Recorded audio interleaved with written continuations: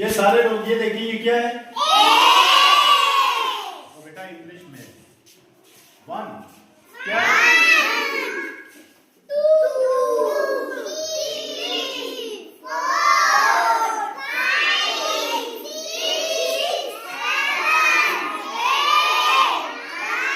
10।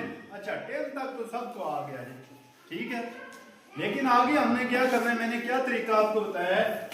1 1 11 1 2 12 1 3 13 1 4 14 1 5 15 1 6 1 6 16 1 7 17 1 8 18 1 9 19 2 0 क्या बना?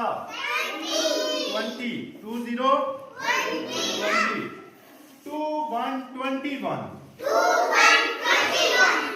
2 22 2 3 23 2 4 24 2 5 25 2 6 26 2 7 27 2 8 28 2 9 29